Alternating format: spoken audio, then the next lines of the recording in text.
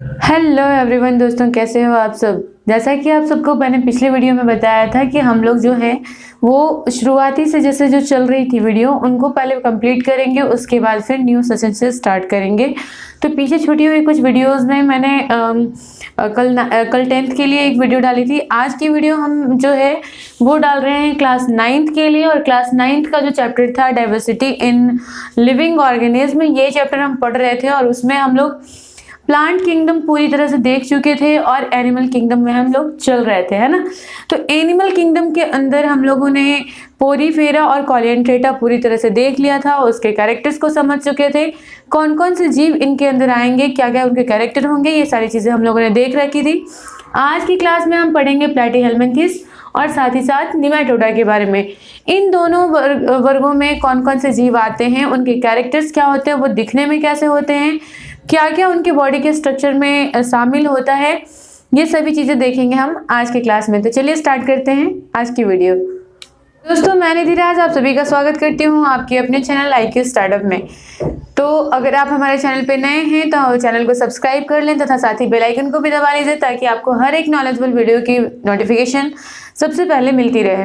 तो दोस्तों, जैसे कि मैंने अभी आप बताया कि हम लोग एनिमल किंगडम के 3rd और 4th पार्ट की चर्चा करेंगे। इसमें जो पहला है प्लैटीहेल्मिन्थेस और दूसरा है आपका निमेटोडा। तो ये दोनों पॉइंट्स के बारे में हम इस बार चर्चा करने वाले हैं। तो देखिए, प्लैटीहेल्मिन्थेस का मतलब क्या होता है और प्लैटीहेल्मिन्थेस कहते किसको हैं, ये पहले हम समझेंगे। तो प्लैटीहेल्मिन्थेस एक ग्रीक वर्ड है। किस तरह का वर्ड है? Greek word. ग्रीक वर्ड कहने का मतलब है कि ग्रीक भाषा में लिखा हुआ एक वर्ड है जिसका मतलब क्या होता है। अगर इंग्लिश वर्ड में देखें तो प्लैटिस का मतलब होता है फ्लैट और हेल्मिन्थेस का मतलब होता है वर्म। तो वैसे वर्म्स, वैसे जीव जो चपटे होते हैं, जीव नहीं कहेंगे, वैसे छोटे जीव, वर्म्स का मतलब होता है वैसे छोटे छोटे जीव जो हमारी बॉडी के अंदर घुस के और हमें क्या करती हैं, मतलब डिजीज काउज करती हैं हमारे बॉडी के अंदर, उसको हम वर्म्स कहते हैं। तो वैसे वर्म्स जो कि फ्लैट हों, चपटे हों, उनको हम प्लैटीहेल्मिन्थेस के कैटेगरी में रखते हैं। अब इनके कुछ कैरेक्टरिस्टिक हैं, उनके आधार पे हम बताते हैं कि किस किस तरीके से किन चीज़ों को हम प्लैटीहेल्मिन्थेस के अंदर रखेंगे। तो बात करें तो प्लैटीहेल्मिन्थेस वर्ड के ग्रुप के जितने भी जीव होंगे वो क्या होंगे? ट्रिप्टोब्लास्टिक होंगे। ट्रिप्टोब्लास्टिक से मतलब है, ट्रिप्टो का मतलब होता है, ट्रिप्टो मीन्स 3, ट्रिप मतलब आप जानते हो ट्राई का मतलब 3 होता है, ट्रिप मतलब हो गया 3, और ब्लास्टिक्स का मतलब होता है सेल्स, लेयर ऑफ सेल्स। तो जब 3 लेयर ऑफ सेल से जब कोई बॉडी मेड होगी, कोई बॉडी बनेगी, तो उसको हम ट्रिप्टोब्लास्टिक कहेंगे। और ये प्लैटीहेल्मिन्थेस वर्ग के जितने भी जीव होते हैं वो किस तरह के होते हैं? ट्रिप्टोब्लास्टिक होते हैं। क्लियर? अगला पॉइंट कहता है आपका डॉर्सली फ्लैटेंड। डॉर्सली का मतलब होता है एब्डोमेन एरिया के जस्ट पीछे वाला जो बैक एरिया होता है उसको हम बोलते हैं डॉर्सो वेंट्रिकली। तो यहाँ पे ये डॉर्सो वेंट्रिकली फ्लैटेंड होते हैं, मतलब ऊपर से नीचे की ओर, यानी कि हृदय से नीचे का एरिया, और साथ में जो उनका एब्डोमेन एरिया के जस्ट पीछे वाला एरिया होगा वो कैसा होगा? चपटा होगा, फ्लैटेंड होगा। तो इसलिए यहाँ पे कहा गया कि डॉर्सो वेंट्रिकली फ्लैटेंड हो गए, flattened from the back through the abdomen. Abdomen area से जो हार्ट के बीच का एरिया होगा डॉर्सो वेंट्रिकली, ये क्या होगा? ये फ्लैट होगा, चपटा होगा। 3rd पॉइंट कहता है कि leaf like animal with tissue, leaf like animal tissues with tissue level of the organisation. देखिए, जब आप शुरुआत से, यानी कि एनिमल किंगडम जब हम बता रहे थे तो उसमें मैंने पूरा का पूरा एक बार एनिमल किंगडम को बताया है कि किस तरीके से उसको क्लासिफाई किया गया है। तो आपने जब पोरीफेरा पढ़ा, पोरीफेरा के अंदर बहुत सारी चीज़ें डेवलप नहीं हुई थी। उसके बाद जब हम लोगों ने कॉलिएंड्रेटा पढ़ा तो उसके अंदर कुछ चीज़ें डेवलप हुई थी। अब यहाँ पे जब प्लैटीहेल्मिन्थेस के अंदर देख रहे हैं तब यहाँ पे देखिए कि सेल्स जो थे वो ऑर्गेनाइज होके टिश्यू बनाना शुरू कर दिए थे। यानी कि जो अभी तक हम केवल सेल्स पढ़ रहे थे कि सेल्स से मिलके बन रहा था आपका पोरीफेरा के ग्रुप के जितने भी जीव थे वो सेल्स से मिलके बन रहे थे। बहुत सारे कुछ यूनिसेलुलर भी थे और कुछ मल्टीसेलुलर भी थे। तो मल्टीसेलुलर होने के बाद जब उनकी बॉडी में केवल सेल्स थे, है ना। लेकिन यहाँ पे क्या हो रहा है कि ये टिश्यू लेवल ऑर्गेनाइजेशन इसके अंदर स्टार्ट हो चुका है और स्ट्रक्चर कैसा होगा, लीफ लाइक स्ट्रक्चर। देखिए यहाँ पे मैंने लीवर फ्लूक का पिक्चर बनाया है। लीवर फ्लूक आपको देख के लग रहा है कि जैसे एक आम का पत्ता नहीं बोलेंगे, बरगद का पत्ता की तरह दिख रहा है। इसको देखिए, ये थोड़ा सा लंबा आम के पत्ते की तरह दिख रहा है।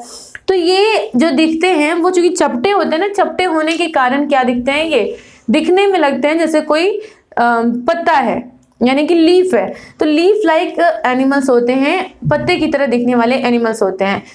चौथा पॉइंट बताया गया है कि बायलैटरिकली सिमेट्रिक।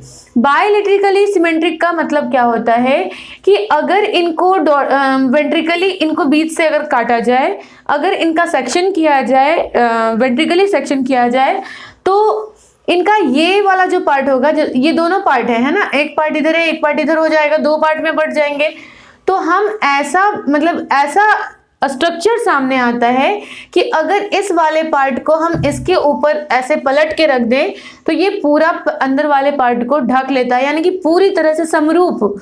आपने मैथ्स के अंदर समरूप त्रिभुज पढ़ा होगा, तो यहाँ पे समरूपता की बात आ रही है कि जैसा इधर होगा बिल्कुल वैसा ही इधर भी हो जाएगा, है ना।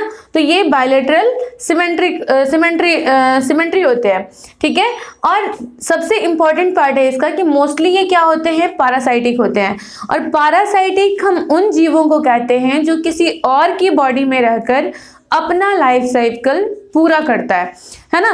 वैसे जीव जो किसी और की बॉडी में रहकर अपने लाइफ साइकिल को पूरा कर रहे हो उसको हम पैरासाइटिक एनिमल कहते हैं।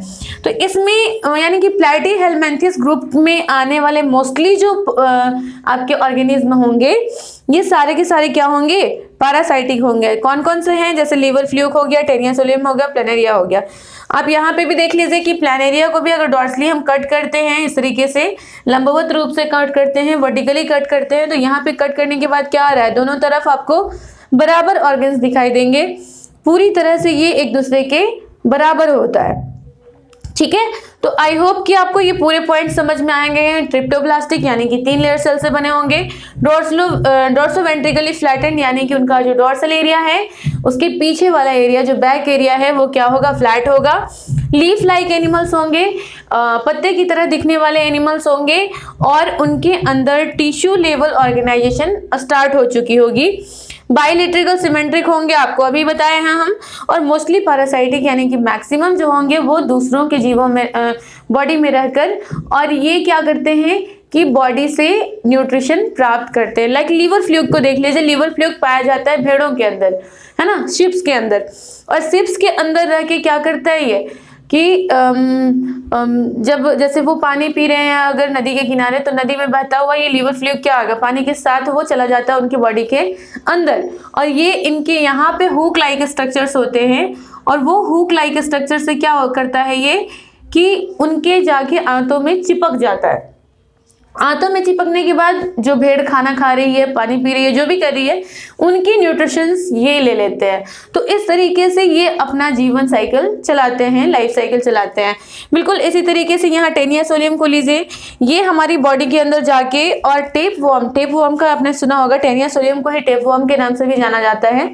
ये टेप वर्म्स का क्या करते हैं, हमारी बॉडी के अंदर किसी तरह से चले जाते हैं, और एक बार ये टेप वर्म बिल्कुल इस तरह से होते हैं, ये सेगमेंट्स में पाए जाते हैं।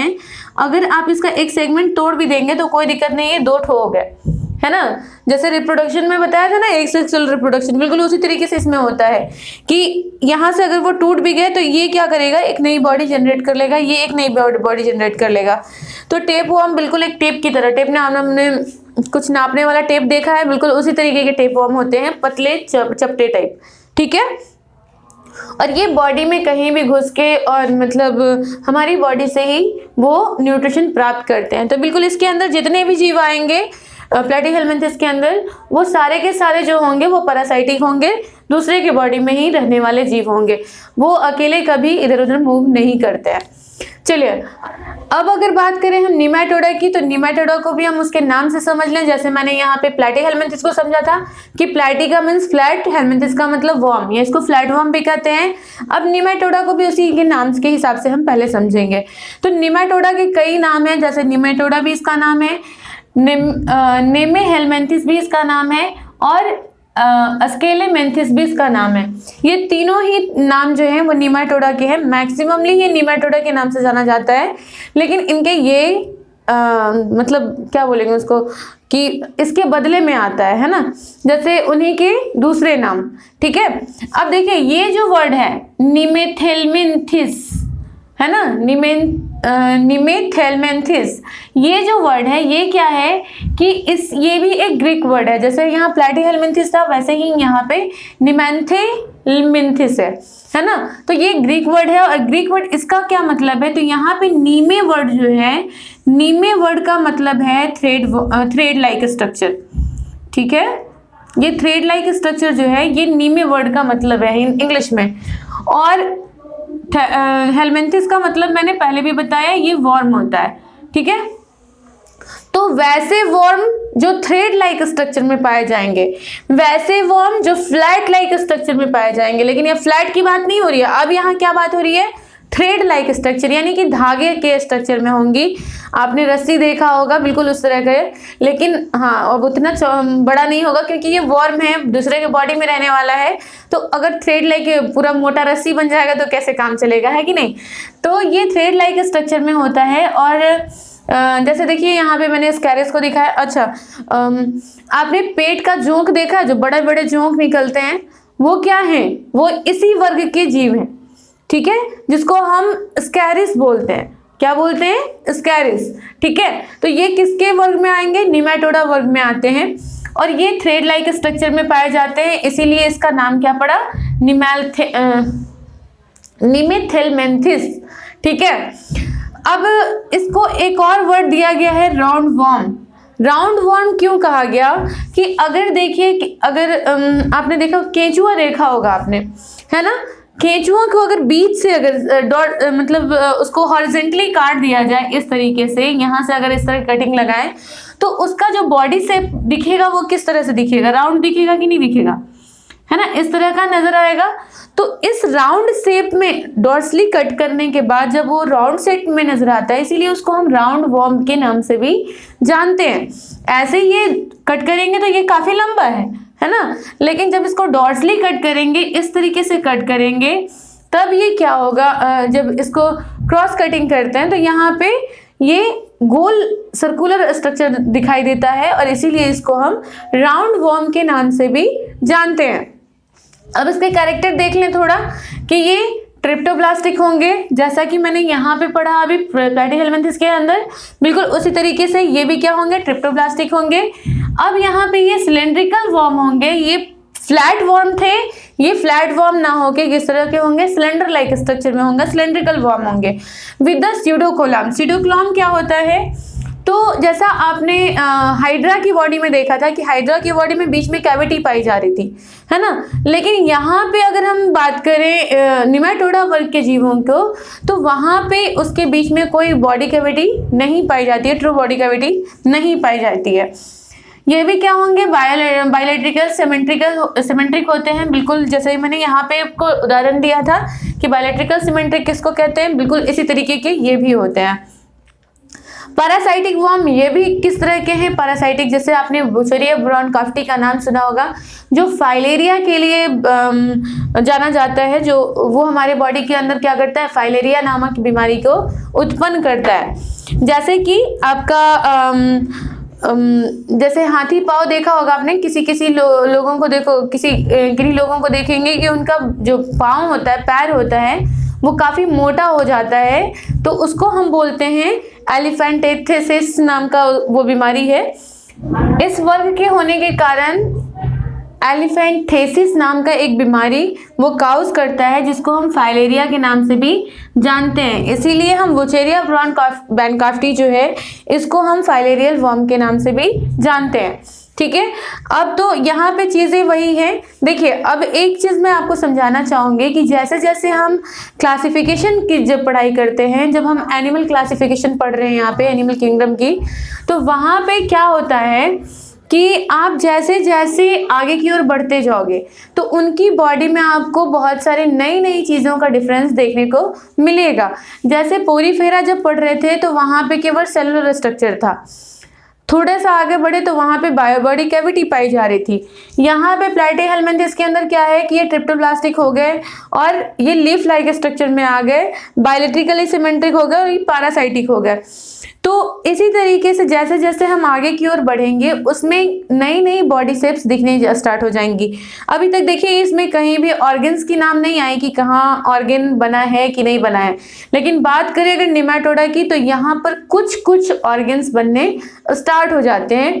जैसे कि मैंने यहाँ स्कैरिस में आपको दिखाया कि यहाँ पर उसका माउथ होता है, यहाँ पर उसके एक्सक्रेटरी पोर्स होते हैं, ये क्लोका और इसका ये मेल पार्ट है। दो तरह के पार्ट्स में भी आने लगते हैं, जैसे दो सेक्स में भी आने लगते हैं कि फीमेल और मेल के रूप में भी आने शुरू हो जाते हैं।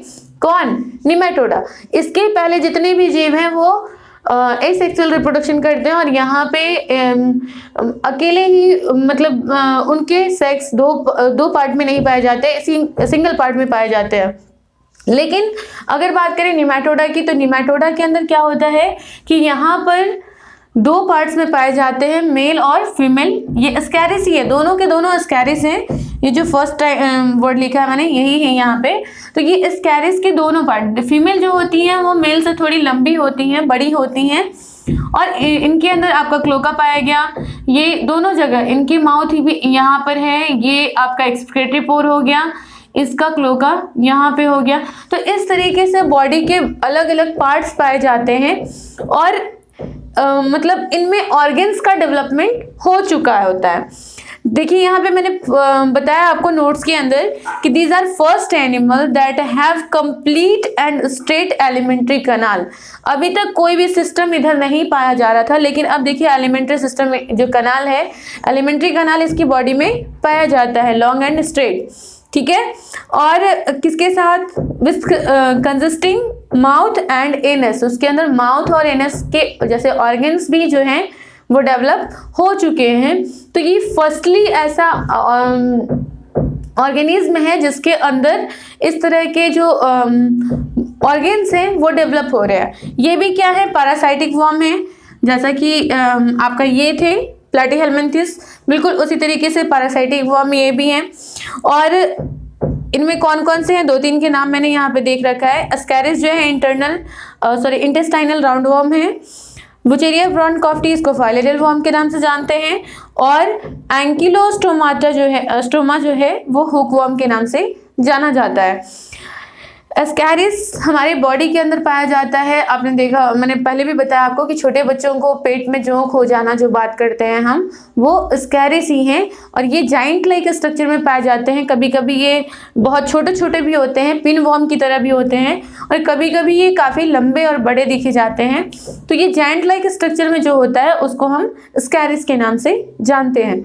इसके बाद हम लोग एनिलिडा पढ़ेंगे, उसके बाद आपको इस तरीके से हम आगे की ओर बढ़ेंगे, है ना। तो अभी प्लैटीहेल्मिन्थेस और निमेटोडा हम लोगों का कंप्लीट हो चुका और आई थिंक कि आपको ये वीडियो पूरी तरह से समझ में आ चुकी होगी। अगर वीडियो समझ में आई है, आपको जो मैंने बताया है वो समझ में आया है तो वीडियो को लाइक कीजिए।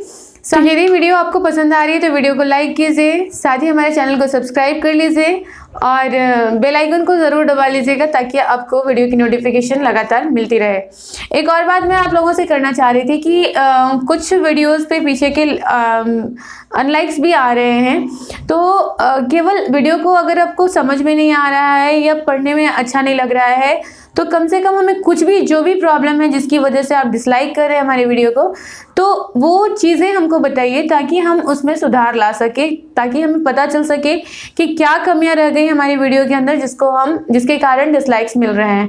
तो केवल डिसलाइक्स नहीं कीजिए, उसके साथ आप कमेंट बॉक्स में हमें बताइए भी कि क्या कमियां रह गई जिसके कारण आपने इस वीडियो को डिसलाइक किया है। तो चलिए मिलते हैं नेक्स्ट वीडियो में, तब तक के लिए बाय बाय, टेक केयर।